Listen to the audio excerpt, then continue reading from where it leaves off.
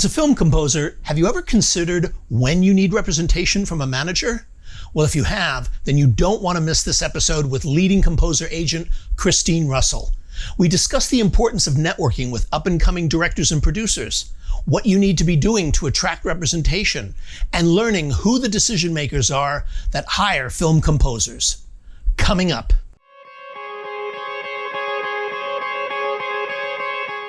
This episode of the MUBUTV Insider video series is brought to you by the Music Business Registry. The Music Business Registry is the leading music industry publisher of the most up-to-date contact information for major and independent record label A&R, music publishers, artist managers, music attorneys, music supervisors, and much, much more. The Music Business Registry is the trusted industry standard and source serving the music business community for over 30 years with the most accurate and up-to-date contact information available. Their titles include the A&R Registry, the Film and Television Music Guide, the Music Publisher Registry, and the Music Attorney Registry. All of their publications are available in PDF, CSV, or online subscription. Visit musicregistry.com and use coupon code MUBUTV10 at checkout. That's musicregistry.com, coupon code MUBUTV10. When you're ready to put your music to work, musicregistry.com. Hi. We're coming to you live from Sync Summit on day 2, and we managed to run into Christine Russell from Evolution Partners. Christine, thank you so much for joining us. I really appreciate it very much. It's good to see you. It's good to see you too. How have you been?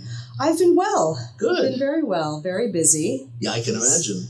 We've got the agency, Evolution Music Partners, and Score Evolution, which is the film music licensing platform that we launched this year. So it's been a busy year. You know, as an agent for composers, that's a very, very specific field. How did you get into that particular field of representation? There were some composers that had music that they were looking to place. They had, various projects that they had worked on where stuff didn't actually make it into the shows or whatever. They had a catalog of music that they were looking to place. And I was at the time placing songs. So some composers had come to me and asked if I would work their catalogs. And I started placing their music in some television shows and film projects and things like that. And I ended up landing a project for one of those composers for original scoring. And then we landed another project for an original scoring job. And it just sort of snowballed. And I reached out to an attorney that I was working with, Jay Cooper at the time. And he said, if you're going to be going after work, then you need to be licensed as an agent to do that. And that was sort of the birth of a company that I started many years ago called Bully Music. Mm-hmm. And I was representing composers for original scoring and placement. And it just sort of grew, and the original scoring side of it grew, the placement side of it grew. And as my composers started to grow in their businesses and their careers, my agency needed to grow in order to support their growth. So at the time, I started looking around to see if there was somebody that I could partner with. And I knew Seth Kaplan. And, we were colleagues, and I respected him. And we were sort of looking for the same thing at the same time, was to grow our businesses to support the growth of our composers. And we partnered and became Evolution Music Partners. So that's how it began. And you learned all of the elements, I guess, of that particular business. Yeah. Interesting.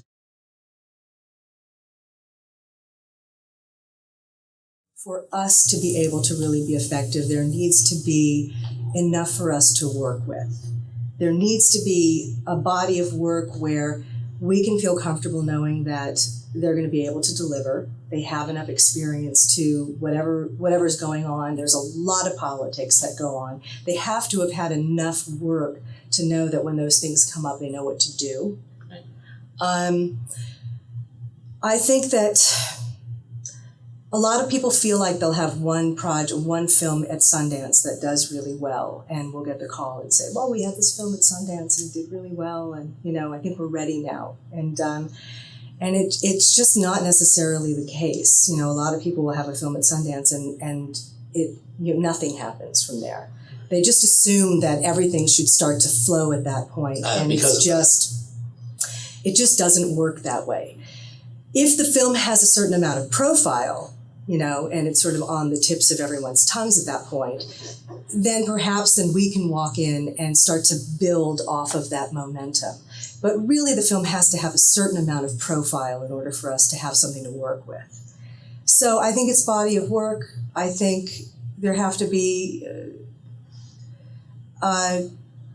it's not just body of work too, it's the kind of work, I think a lot of people come up and feel like, well, we've got, these 4 or 5 reality shows that we've been working on, and, we should be able to get into network television now. And they just don't necessarily translate. For me to call, the music executive at NBC and say, I've got this person who's been working on these 3 reality shows and, doing a lot of great work, and it's not something that they can sell. Right, okay. And they have to have enough to work with so that if they're going to put somebody forward, there has to be something noteworthy about the credits so that when they put somebody forward, the producers on the show aren't going to say, why are you putting that person up? It's got to be somebody where the producer can go, oh, I know that. Yeah. Oh, I like that. I liked that film, or I liked that show. Or it's a relationship. They have a particular relationship with the producer or a director in a film case, because in TV it's really the producers who have the power. In film, it's really the directors. Right. So I think if you come in with someone, if you don't necessarily have a lot of work behind you, but you've got a relationship with somebody who's got a lot of power on that particular project, then perhaps that person can bring you in and say, you know what, this is my guy or this is my girl, and they're doing my film. Okay. So you hope that that's the case, but it doesn't always work that way. Yeah. So it seems like one of the pieces of advice from what you just said would be for composers early in their career to try to get as many relationships with directors, up-and-coming directors. Yeah. Go to film festivals, meet those directors on their way up. Yeah. And, I heard Hans Zimmer talk about this. He started his career with college filmmakers and started early in his career doing it that way and building those relationships and building. And somehow he talked about how, what's his name, who did Rain Man, which was his first big, Barry Levinson, found out about him through a relationship with another director. Right. Yeah. Didn't know who to get to score that. And that's how he got his break. He always considers that his break, which was 1989. Right. But he did it exactly the same way as you're saying, all those different, small-time directors that were coming up, he built those relationships with them. It's super important. I mean, it's just relationships, whether it's directors or producers or music supervisors or music executives, wherever you can establish, a rapport with somebody, it's really important.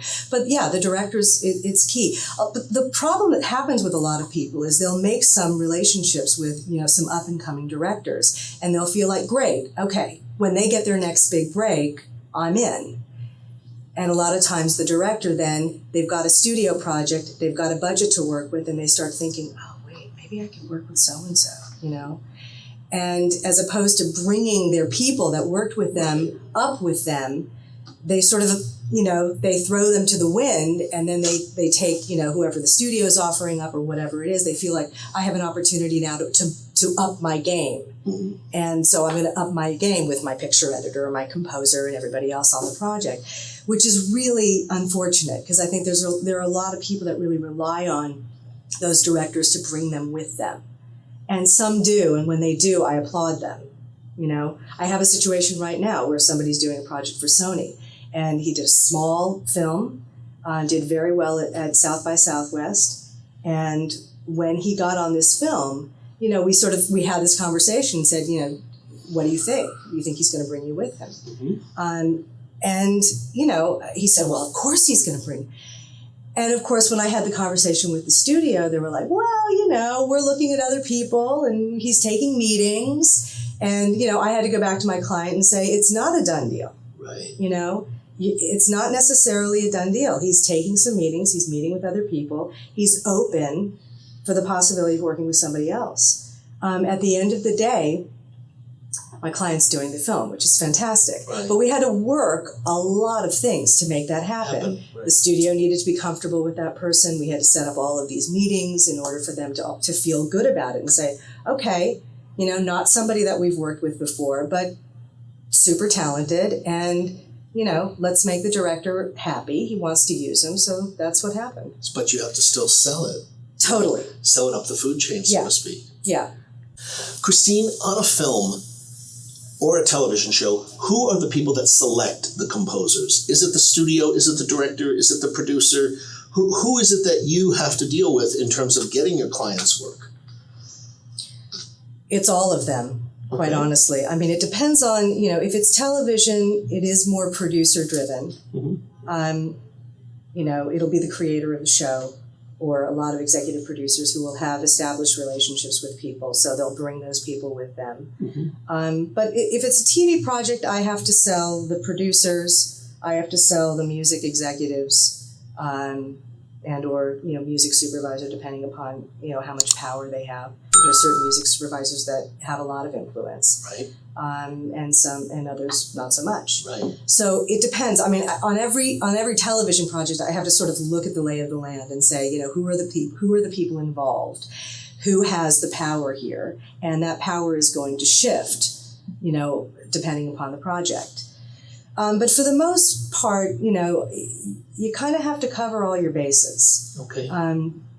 But if it's a powerful, showrunner and creator, usually that's the person. With film, it's the director, unless it's a first-time director, and then it's the studio. Okay. So a lot of times the studio will come in and say, yeah, that's nice, but this is who you're working with. Right. So, and it depends. And there are a lot of first-time directors or, new directors that will come in and just put their foot down and say, sorry, and this is who I'm using. And it's rare when that happens, but it happens sometimes. Right. So for the most part, film directors, definitely, unless it's, a young up-and-comer. Okay. So let me ask you something. Over the last 10, 15 years, I guess, the expansion of content, especially in television, cable, satellite, has been massive. Has that created more opportunities for composers in terms of actual work? Or are the, existing coterie of people filling that? We're definitely finding that there's more work out there. The Amazons, the Hulus, the Netflix series, the games, the independent features.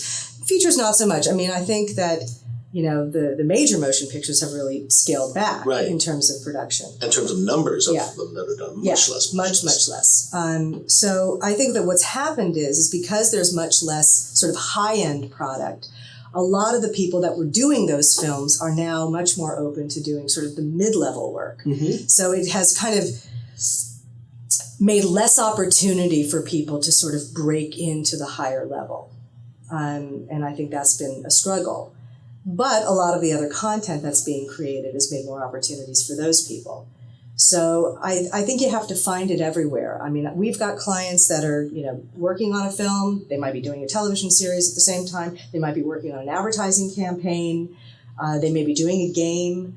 Brian Reitzel, who's one of our clients, was doing Sofia Coppola's film, also doing Hannibal, the series, also doing Big Game, and doing a big Dior spot.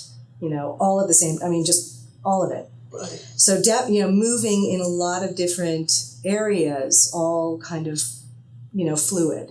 And that's what I'm finding more and more with composers, especially the people that we represent. They seem to be interested in doing a lot of things and they want to keep it all alive. And I think out of necessity, they have to keep it all alive now because financially, it's just, they can't make a living without keeping it all alive. Right. But it also poses a lot of challenge because it means that somebody not only has to be a great artist, but they also have to be a really good business person. They're managing a team to keep all of this stuff going, which has been really interesting from an agent's perspective. When we're thinking about taking someone on, that has become a real important piece to consider. Not only does somebody have to be incredibly talented and politically savvy, they also have to be good business people and understand how to manage their team in order to get the work done. So having those interpersonal skills seems to be crucial in your world. It's really important. It's really important. I mean, I've got one composer that's doing a couple of series and a film, and has an infrastructure to keep all of this stuff going, and really has to be a manager at the same time. I mean, it's very Hans Zimmer sort of model. Sure, right. Who has that same infrastructure. But, that's sort of a headspace, though, and I have found that with composers, they're either coming from that space and they really understand that that's what they need to do in order to have this well-rounded, long-term career, or they have no interest in it whatsoever.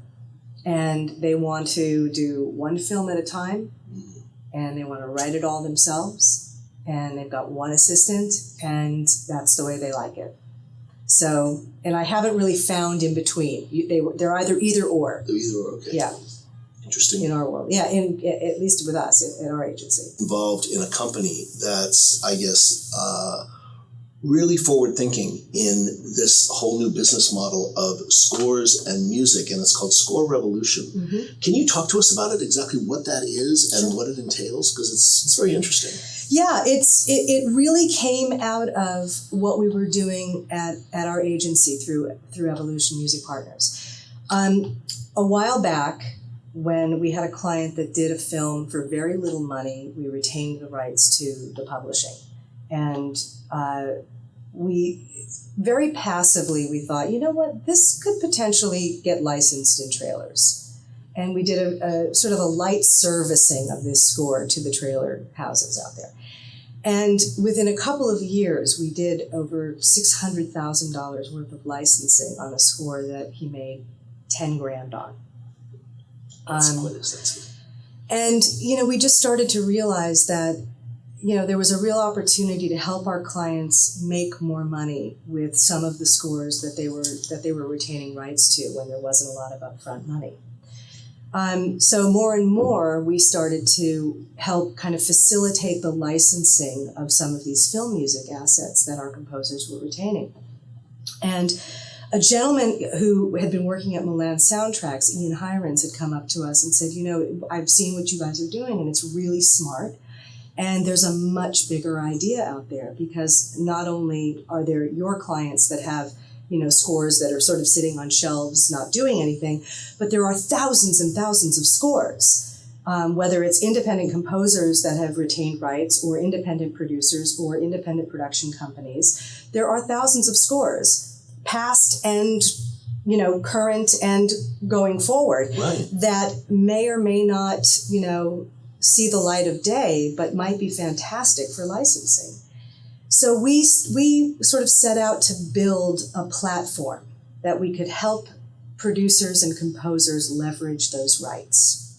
So the model was not to go and buy publishing rights, buy out those rights from producers or composers. The model was to help them make money with those rights, that we would build a licensing platform, and we would create the marketing of all of these wonderful scores. We would ingest them and put, metadata to them, allow people to be able to search this incredibly vast universe of high quality film music, and make it available for licensing in trailers and advertising and games and film and TV and wherever. And so that's what we did. We started to also look at technology. We started to look at the way people were licensing music online and production music libraries and their search engines and things like that, and realized that there was a better way of doing it. And because we knew film music and we knew the way that people talked about film music, we really wanted it to be user-friendly for that world and for high-quality instrumental music specifically. So one of the things that we incorporated into the site was a way for somebody to use a piece of temp music as the guide track. Because every time you're on the phone with somebody, they have a piece of music that's working for them, but they can't license it for one reason or another. Right. It's too expensive, they can't clear it, whatever it is. But it's temp love. Yeah. It's temp love. And we thought, let's get the subjectivity of keywords out of it and let them upload that piece of music to the site and have it analyze the acoustic attributes of that piece of music and let it send back results from our catalog that are similar. So that was a big piece of what we wanted to build, which is incorporated into the site as well. That's fantastic. So it's really cool. And the advertising agencies and the trailer houses have been really, they love it. I mean, they absolutely love it. But one of the things that was really important about what we did was we made film music accessible again. When soundtracks started to go away because people weren't making money on film soundtracks, people no longer had access to those scores the way that they used to. So they would watch a movie and, they'd hear this great music, but they had no way of going out and buying the record because there was no record done on it, So that part of it went away, and which is why, people were really leaning on production music because it was accessible and it was there. And, well, I can't even find out who owns that. So this is easy. So what we've done is we've taken the difficulty of licensing film music because nobody knew who owned the rights. Sometimes there were 3 and 4 rights holders involved. Right. So we took all that work out of it for them. We knew we cleared all of those rights beforehand and made all of that stuff available for people to come and license it one stop. And it's really been amazing.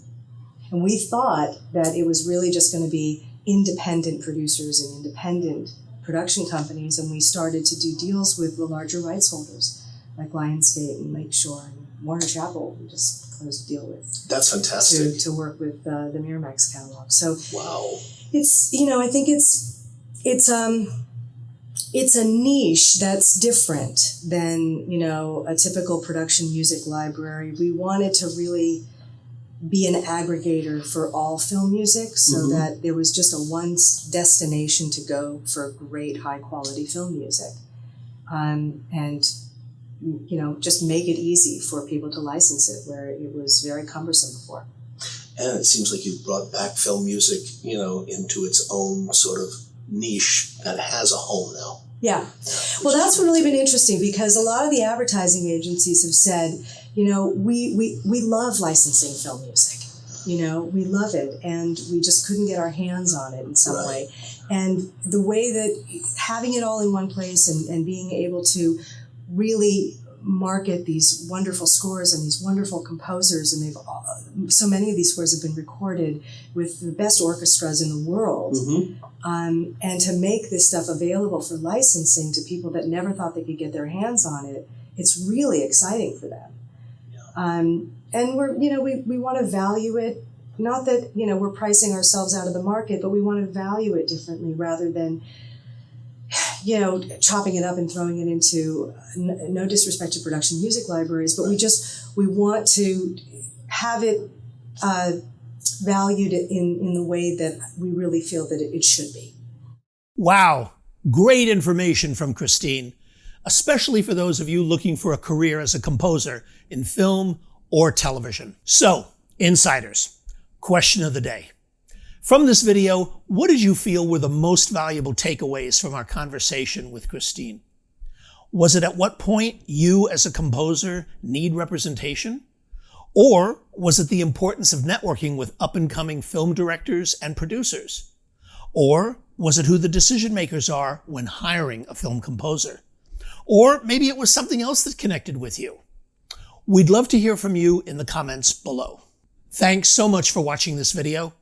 Make sure to subscribe to MUBUTV for more information on how to educate, empower, and engage your music career. You can also check out a summary of this video and everything we talked about in the episode in the description below as well. And if you enjoyed this video, we'd really love it if you hit the like button and let us know what other kinds of videos and types of content you want to see on our channel.